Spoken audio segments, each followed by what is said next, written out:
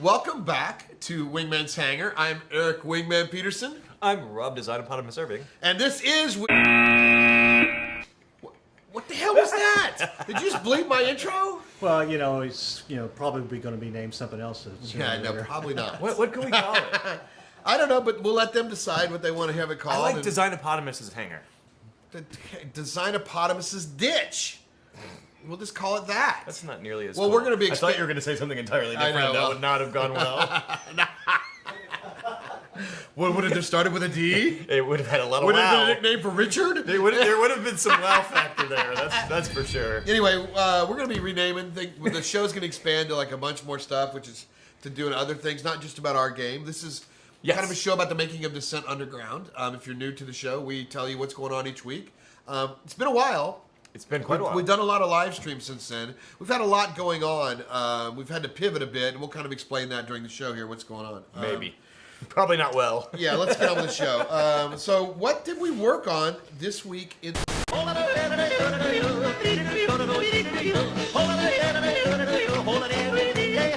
Whoa, what was that? I have no idea, but I got an idea. Let's throw a Pixley at it. Yeah!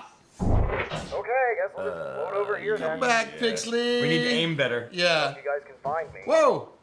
He's okay. Quick, someone go pick him up. Somebody go pick up the Pixley. Sorry, hitched a ride with the other guy. Well, shoot, they got to him first. So, as many of you know, Pixley isn't with us anymore. He left to take a job that pays. That is apparently a huge plus. Yeah, we don't know what that's like around here. So, but good for Pixley. We had a long talk with him when he was wanting to stay, and we were like, dude, you got to take it. It's a big deal. Go read about it on our blogs. Michael put up a little link there for you to go check it out. We miss you, Pixley. We do. We miss him a lot, but we also are very happy for him. He's got a good gig. He can pay his rent. He still was essential to making this product. Oh, absolutely. I mean, without Pixley, there would not be this. No. We'll put TP in the credits. We're not putting his name in there though. You bailed on us, Pixley. Oh. Nah, we're gonna get it. We're gonna definitely take care of him. He took care of us. So what's been going on? Well, the long and short of it is after Pixley left, we spent a couple months digging into the scope of the project and how we can do it. I mean, we basically have 6 people full time, and there's a lot of part timers helping us out. And it was clear to us that if we took us 6 and tried to finish this game, it was going to be 2040. just before other games might have shipped. Oh, But we're the dig. Yeah, we're not. So we figure that's not going to be. So we've been out looking around and talking to people about how we can accelerate our development, how we can best spend our time, still communicating with you guys and delivering more than what we promised. We actually want to deliver more than what we promised. So We'd like to. we've got an answer to that. We're going to start rolling out that answer over the next month or so. So the first bit of it, though, the first bit is BrightLocker. Yes, indeed. Yeah, look at that. There's BrightLocker. Woohoo! So BrightLocker, some of our old friends in Origin, people we all worked with back in the day. Long back in the day. And Jason, yeah. They started BrightLocker out, and initially it was going to be for, you go put your game up there and they go make it. But they pivoted to now it's, I think they're going to take on Kickstarter, and it's going to be much more friendly, gamified experience to where gamers are much more involved. And By developers for developers is the right, best way to that's think exactly of it. right, Yeah. and that's exactly right up where we want to be. And so when they contacted us, and we were like, "That's a great idea. We want to do that." So we said, "Okay, let's do that together." So we've set out to help, do the thing with BrightLocker. So if you haven't signed up yet, go sign up on BrightLocker.com. Follow our game. I think there's 2 other titles up there. Follow me. which we'll hear about later in the show. Follow Rob. Yes, me. Follow. Because I need more followers than Eric. Yeah. Who are you people? And why are you following me? It's Miss Conspiracy.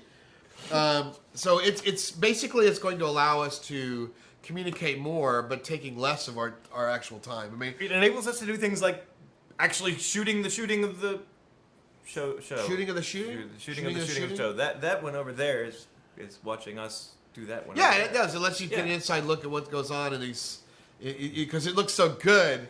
The final product is so polished and it looks so smooth. Now you understand that it's not any different before the camera rolls than it is after the camera rolls. It's all in the edit. Still crap. Viewmaster fixes everything. I do what I can. So go over to BrightLocker.com, sign up, get in there because it's going to be important for you to find out because we'll be doing a lot of our communicating in there and you'll be seeing a lot of the stuff there. We will eventually transition almost completely away from the forums. But for now, the forums are staying up because they don't really have a forum set yet. So if you have questions that need to stick, we'll still stay there. And check out the other games. I mean, part of this is we're building a community here, and it's a community of game developers. So check out what else is up there. There's some interesting stuff, and it's going to keep growing. Right. And now it says to cut. All right, as part of being on BrightLocker, we're going to start talking to other devs, introduce you to other projects. So let's go to the BrightLocker room.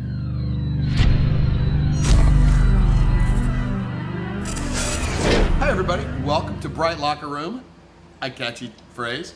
I'm here with Naiche Washburn from the Boulder Games, which is in Boulder, I guess, right? No. It is.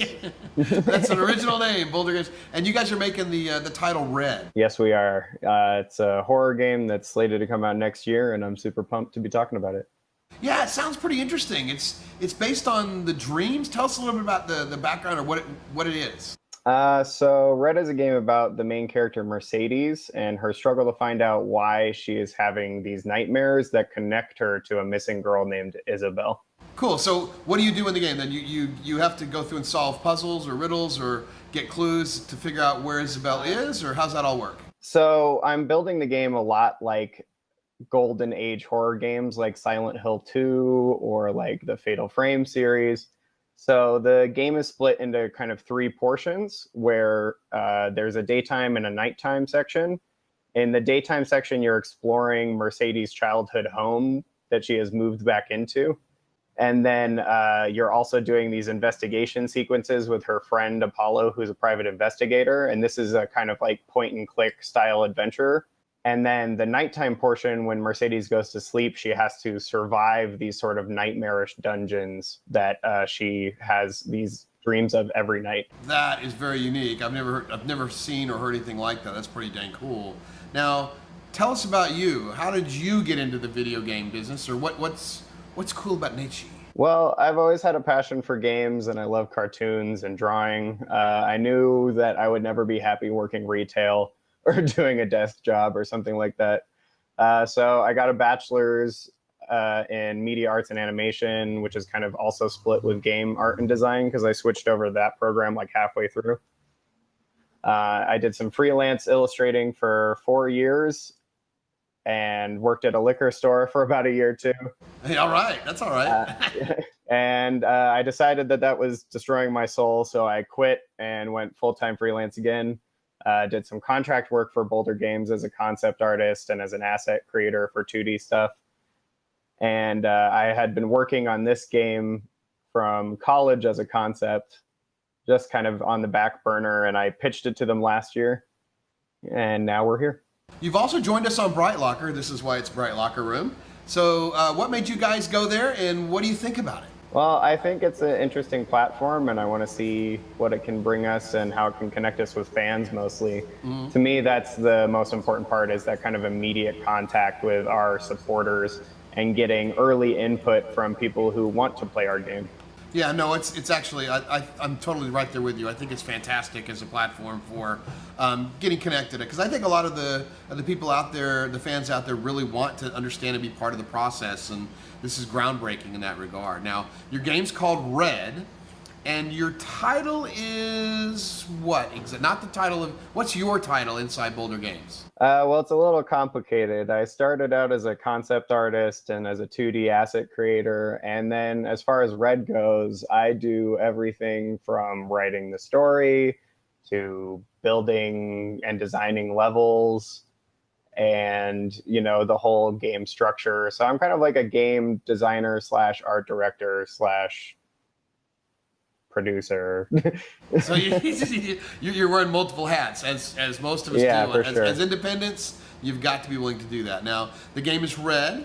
It's on BrightLocker, and they should come check it out, right? I definitely think so. If we really want to provide an experience that's tense and complex, like those early Golden Age horror games. And if you like experiences like that, or you want to ask more of your horror games than what people have been doing lately in the genre, I really encourage you guys to keep an eye on what we're doing and maybe even support us. Awesome. Now that's Naiche Washburn. He's from Boulder Games. They're making the game Red. Come check it out on BrightLocker.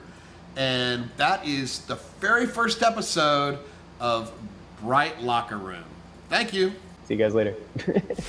That's cool. It's always good. Boulder Games, maker of Red. Fun to talk to those guys. Check out the game on BrightLocker. It's actually follow a really interesting concept. Right. We're like the guinea pigs. We're the first games that are going to be up there, but this thing's going to take off.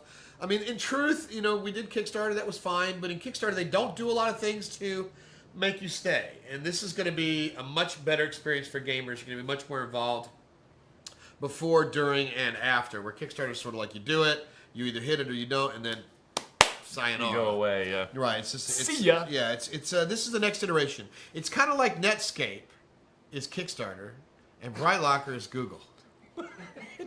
We hope. So do you. You'll help us get there. So what do we got? Let's go on. This is a week in review. Let's talk about what we've done this week. It's been a while since we've done that. It is. It's like a month in review almost. The core. The core. We are working hard on the core. Now, ours is not some puny little core that can easily be taken down. Look at that. Look at that. It's probably just like a kneecap. It is. It's just one kneecap of the core. It is. Yeah, it's going to be... there's a bigger approach to it. We've gamified the blowing up of the core. We've actually made it much more challenging. It's a secret. It's a secret. We don't want to tell it. We don't want to tell it yet because we want them to get in there and do it and experience it. So that'll be in the Proving Grounds, not too far away actually. Mission 1's, that's going to be in Mission 1. So, speaking of Mission 1, that's what we're working on now. So you've got the Mission 1 map kind of gray boxed out. It's quite lovely. It's going to get some materials and textures soon so that we can guide the artists in building the rest of it out. And speaking of guiding the artists, that's kind of hinting at what we're doing next. Artists. Yeah, artists. With an S. It's nice to have plural. Yeah, we've got about lots of hours left to do on these things. And Many. Yeah, there's a lot of missions we're doing, and a lot of artists are needed. So also the Wasp is getting some tail love. But you can vote on which tail you want. Tail love? Tail love. Really? Yeah, it's. That is wrong. I'm not calling it anal. No matter how many times you want me to call it that. We're getting some tail love. So we got all 4 of those pieces. You guys go to BrightLocker and vote on which one you want to see. Which one's your favorite? 1, 2, 3, or 4. You tell us what you want, and that will become the default tail in the Wasp. As you know, we're going to be like having changeable pieces and Customization. stuff. Customization. Cool stuff. Right. Now, it says we're supposed to do a studio snapshot, but we're not because Mike cut that. So I'm not sure why it's still on. But it's still in the script. No, so we'll just continue the week in review. So smooth. And that's this kind of show. That's this kind of show. So the thing on the core, we did what was the thing on the core? Maybe what is that little? Is that another ship? Oh, did you see that? What was that? I didn't see it. Is that Olivia Newton-John? That's a little hint, Olivia Newton-John. Oh, come on now. Man. Really? Yeah. No. Yeah. Absolutely not. Yep. And what else have we been doing, Rob? What have we all been doing the last few weeks? Spreadsheets. Spreadsheets and schedules. So real, honest to gosh. When you're a real small team, new ones, and you got 6 or 7 people, you can just talk to each other in the room or on Discord or wherever, and we could kind of direct it. Now we've always known this is going to take longer than we thought. There's a lot of reasons for that, and we can get into some of those in the future as to funding or lack thereof and things of that nature. So, but it was going to take. So we needed to schedule this out correctly. So we're in target process. We know we've got somewhere north of, 8,000 to 10,000 hours left to do. Doesn't that sound terrifying? It does. When you have 6 people, that's really It does, terrifying. yeah. And when you have 170 hours average per person per month, you can see the difference there. So we needed to get more people, and so that's where we've got a partner in that coming up. We're working on it. Yep. So we're tasking all the remaining to-dos.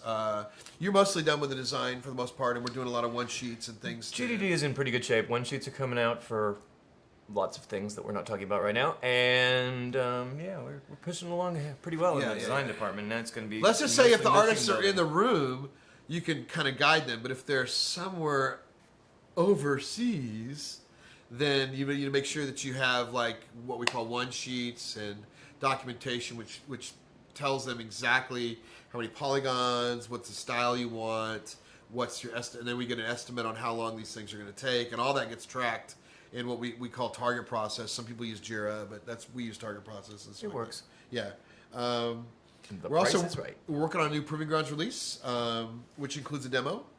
Which includes a demo. The demo, if we can get the dang demo to work, we should be able to get it to work. Dang difficult Dang demo. So the demo is going to be basically the Wasp and the multiplayer. It's For a now. lot. It's for now. For right. now. And then eventually we'll probably put like one single player mission in the demo. So we'll up the demo later. Maybe have a different ship in it. Maybe a different ship. That's not a bad Maybe. idea. Yeah, we can do that. Who knows? Yeah, so we've got the demo might have some really cool stuff, and I think you're going to like it. And the way it's going to work is it's going to fill the servers because they're going to play people across. More people. Yeah, more people. They're only going to have the Wasp though, and you guys out there that already have the game are going to have all 9 ships. Now, eventually, we're going to have to reset everything, and you guys are going to go back to the starter ships and have to work your way through. Except unless you Kickstarter people. unless you Kickstarter folks out there, Yeah, you, Kickstarter you people get forward-thinking lots of stuff. people, right? Already have unlocked it, so we'll take care of that. Oh, wow! What time is it? It just that page ended. Yeah. Hey, I don't know what time it is. What time is it? It's time for forum feedback. All right. So from In Spades, could you make it easier to see what primary and secondary weapons another player has active? We've talked about that a lot too. I mean, it is right now. It's not as easy to It's such a read fast that. game. Yeah, because you're moving so fast, and it's not very big compared to the ships themselves. So I mean, Yeah, and if you put it on the radar, like if you see one and then another guy zips through, what do you show? Who do you show is active? And that, by the way, it's also something you'd have to something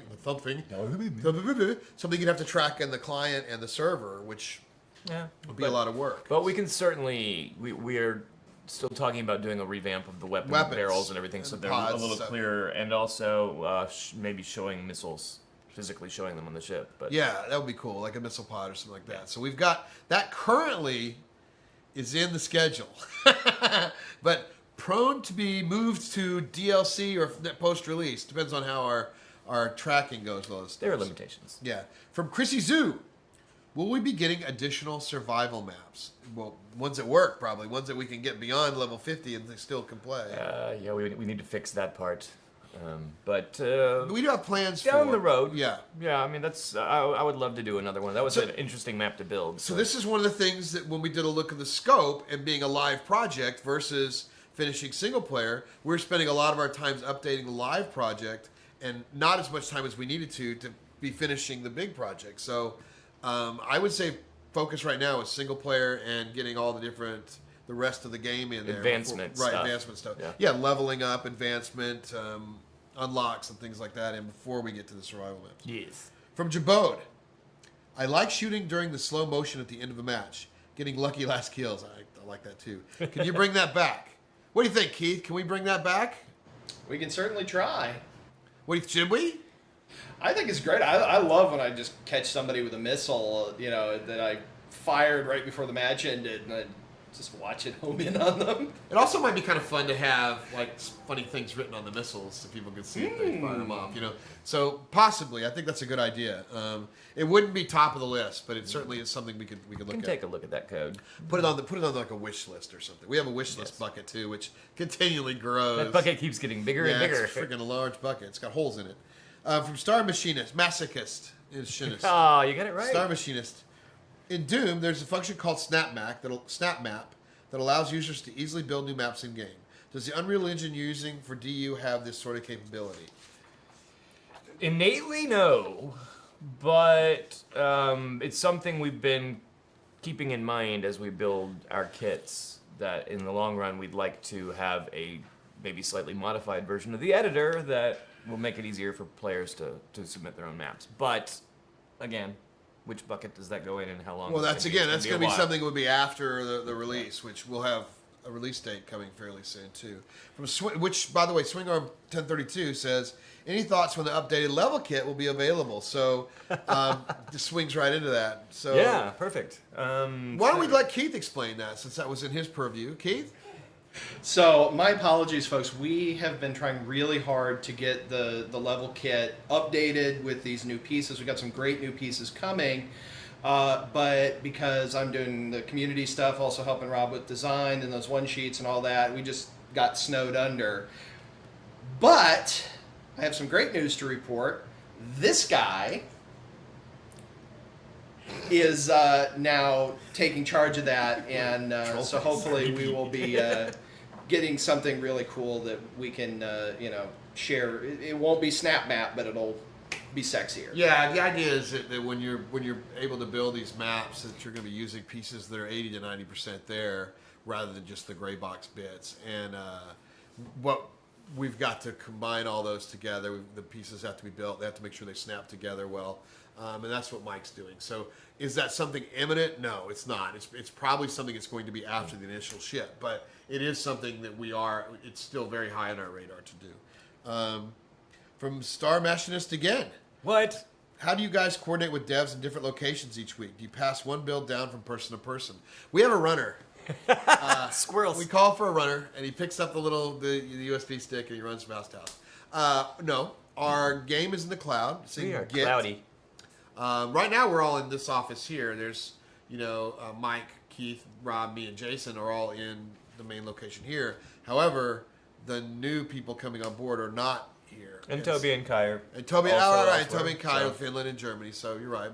We use a lot of Discord, a lot of Skype, a lot of cloud software to. So everybody can data get the storage. build. Yeah, so we have everyone can get the build yeah. builds going all the time, and then we say, okay, we have, as you guys see, like production and underground or proving grounds, if that's what you have. We see test, latest, production, proving ground. We have like 5 development environments, and so we'll get on Discord. We get into Discord just like any gamer does. We have this private Discord server, and we get into a channel and we play together. And we talk about the game and what we need to fix. And like Mike will go over the maps with Kaji, and I think he's doing that right now. I think we've got another map it's in test that works in single player but doesn't right now work in multiplayer. We don't know why. So that's how we talk to each other, through Discord and Skype. We Skype our 10 a.m. meeting, our scrum every day. So that's how we communicate. It's not. I wouldn't say that the distributed development is ideal.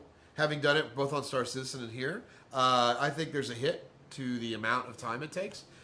Somewhere in the neighborhood, I would estimate 10 to 30%, depending on how efficient you are at it. So it's not the most ideal way of doing it, but it is certainly a way of doing it, and it does keep you on track. The best way of doing it is having everything target processed, tasked, and then having somebody tracking how many hours people are putting in on things, so that you can see how long each thing takes, and then you can better estimate, extrapolate out how long the game's gonna take. Not our first rodeo. No. From Chrissy Zoo again.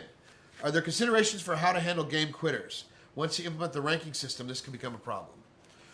Yeah. There are several negative behaviors that we want to track and, in some ways, prevent as much as possible. There will be a system for grouping players like that with each other, keeping them away from the rest of the flock. You get to the scoreboard, and there's like bunch of quitters. nothing. If it's a bunch of quitters, we'll put them all in the same matches, so that the people who play well and play well with others. We should have a percentage of completion assigned to each person, and you should have like some sort of badge that says you complete 90% plus. This should be something that's on your thing. You get 90% completion rate, and you're a gold standard. And meanwhile, quitters should be like. Yeah, and that team kills also would be on that list, although not, Wait, now that whoa. not that that's gonna do you any favors. Team kills but should not be on that list. It's definitely one of the behaviors that we try to avoid. Not all of us. What do you think, Jitris? With your full steam ahead on single player, are you guys going to be releasing any more maps in the near future? I'm still kind of waiting for mine. Love it. And Jitris has got his show. Now, for those of you who want to know how to get your own show, send in some video questions. Jitris has been very good. We also play, by the way, Boom Beach together. So we have a few openings on our task force. It's called Blarg and Fluff. Come join Jitris. Blarg and Fluff? Blarg and Fluff. And we're there. So love Jitris. He sends in video questions. You send in video questions, you might get exactly the same treatment. Your own stinger. Wow. Your own stinger. So, well, are there going to be new maps? Hint, Jitris' map. Hint. We're working on them. We actually still have a backlog of Lava maps shafts. submitted by players, Yep, and we have to get some cleanup done on those, of course, to even get them into proving grounds. But in the long run, there will be more multiplayer. Yeah, maps, most yes. of the people right now are working on single player. Yeah. Single player pieces. The little secret Living John thing we talked about earlier. Yes. So that we can propagate the maps with, like, Michael calls them, what do you call them, greebles? Greebles and Nernies. Nernies. Greebles and Nernies. That sounds dirty. That's what they're called. It's like a brown chicka bow wow. Get you some nerdies. What is the difference between a greeble and a nerny? You know, I don't even know. There's a history behind each word. Greeble started out as an actual physical kit bashing, modeling pieces together like you see in the original Star Wars models. And the Nernies was sort of a digital 3D version of the same thing. That is way too much I information. know, wow. You're That's welcome. actually pretty cool, though. You are welcome, people out there. So Neebles and Gurneys. Neebles? Neebles.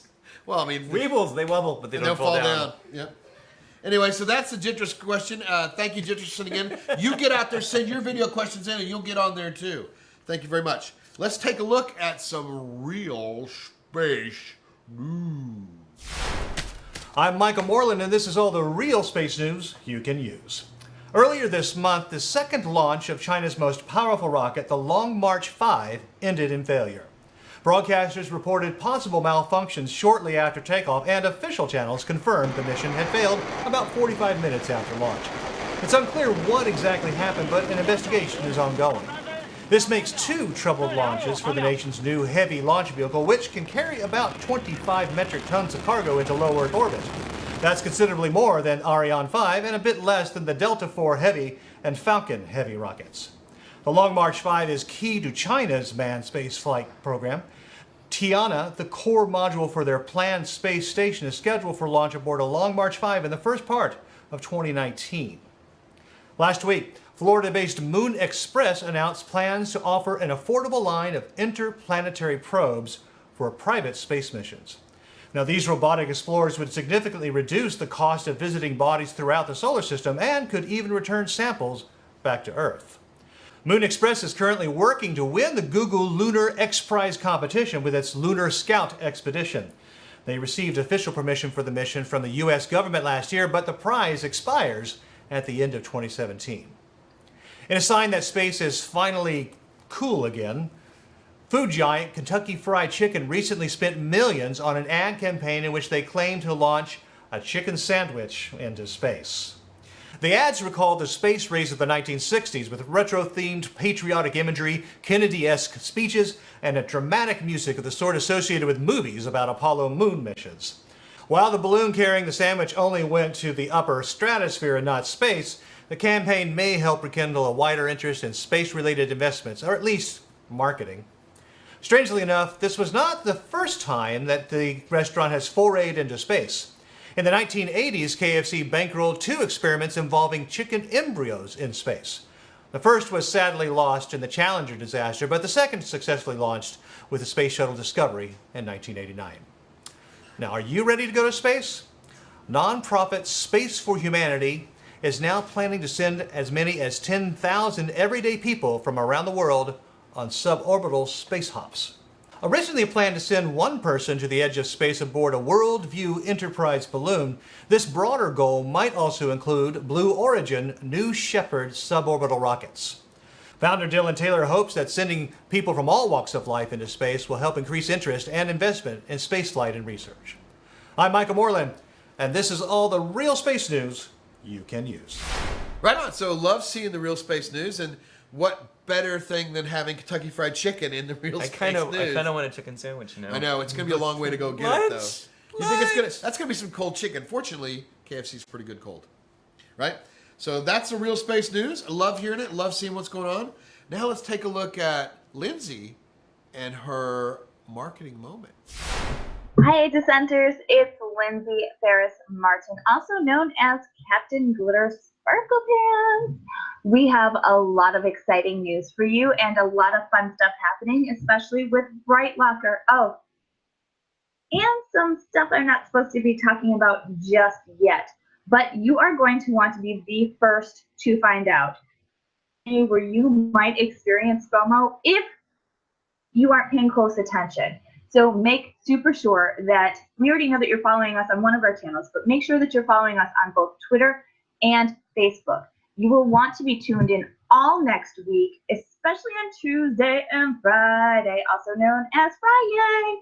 We're going to need your help to blow up social media. So again, stay focused, stay tuned, stay aware so you don't experience that FOMO.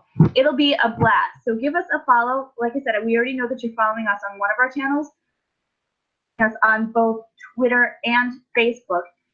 Share your thoughts, and most importantly, invite your fellow friends.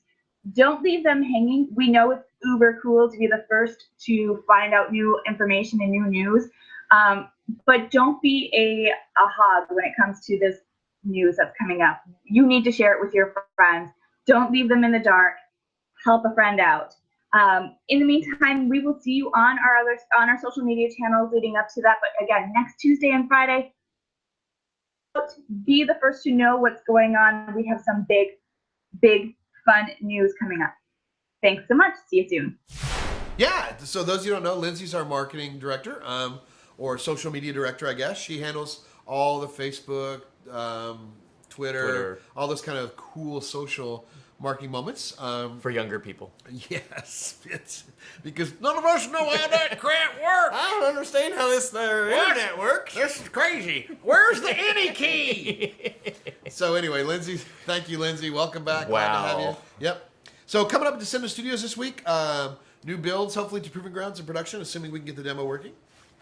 And Tartarus is, well, Tartarus us. Keep checking BrightLocker. There's new rewards every day. We got a lot of new stuff happening. For those of you who've been around a while, just to be clear, our joining BrightLocker is not necessarily about raising more money. It's mostly about just having a better place to talk to you folks and be able to engage in an easier way rather than the forums, right? It gives us an easier way of delivering all this quality content. Right. So, and also, if you want to be in the game, Be a Miner is going to let people have their voices in the game. So there's a limited amount of those. If you want to hear yourself like you hear Pixley when you're picking up the miners, get in there, get that reward, and we'll put you in the game. As long as you don't suck. The don't suck rule is still in effect. The don't suck. Well, most of the time. Yeah, but we can sort you out. We'll make sure that that's good. Yeah.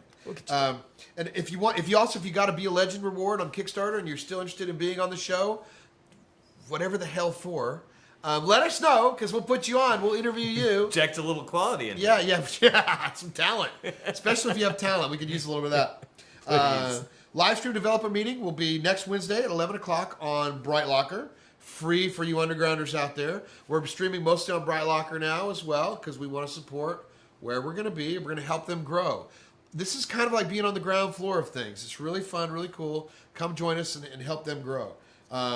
Multiplayer demos coming along. It's actually in. We just got to make sure that the hook is passing back and forth to where people that have the demo don't have the actual full game, and that you can shoot them and they can shoot you. So yes. Thank you to our underground members and to every single person that's joined us on this epic adventure.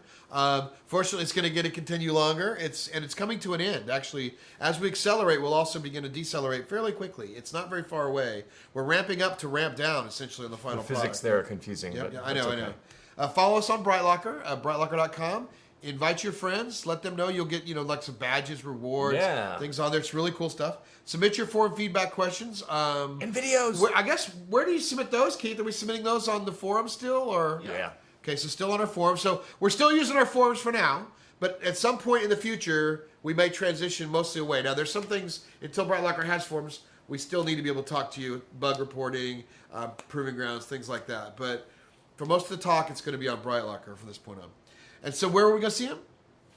Underground. On BrightLocker. On BrightLocker.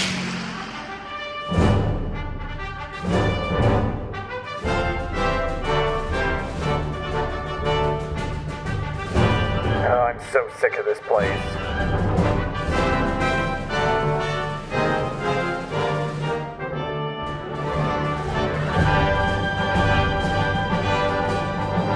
I hope the audience is enjoying this. Someone has to.